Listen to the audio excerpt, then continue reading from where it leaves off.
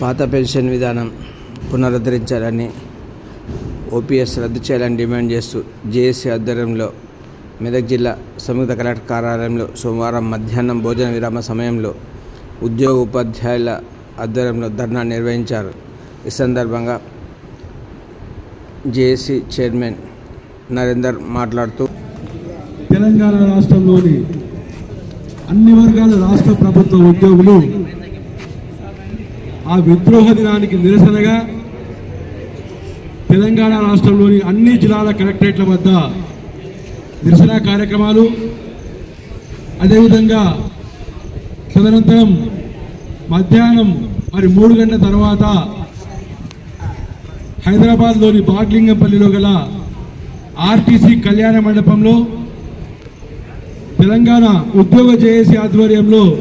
పెద్ద ఎత్తున నిరసన బహిరంగ సభ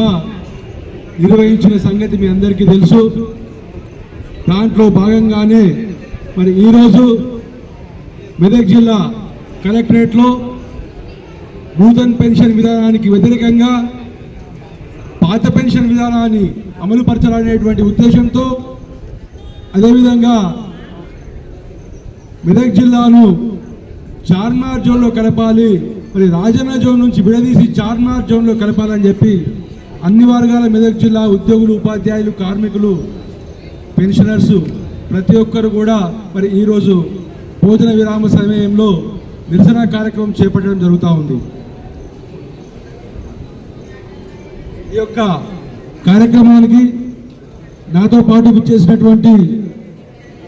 TGE JAC secretary general Vithal గారు, అదేవిధంగా యూటీఎఫ్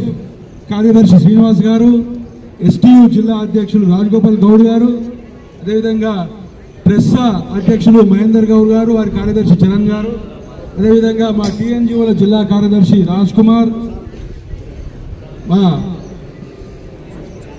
క్లాస్ 4th కార్యదర్శి రిజ్వాన్ అలీ, పంచాయత్ సెక్రటరీస్ బాధ్యులు, మా టీఎన్జీఓస్ మెదక్ యూనిట్ అధ్యక్షులు రామాగౌడ్, నర్సాపూర్ యూనిట్ అధ్యక్షులు శేషాచారి, ఏడుపాయల వరదుర్గా యూనిట్ అధ్యక్షులు శ్రీనివాస్ గౌడ్, మా జిల్లా సహ అధ్యక్షులు ఇక్బాల్ పాషా, ఉపాధ్యక్షులు ఫజలుద్దీన్, సంయుక్త కార్యదర్శులు శివాజీ, శంకర్, అదేవిధంగా కార్యవర్గ సభ్యులు సతీష్, సలావుద్దీన్, మా తెలంగాణ గెస్టెడ్ ఆఫీసర్స్ యూనియన్ కార్యదర్శి మిత్రుడు సురేష్,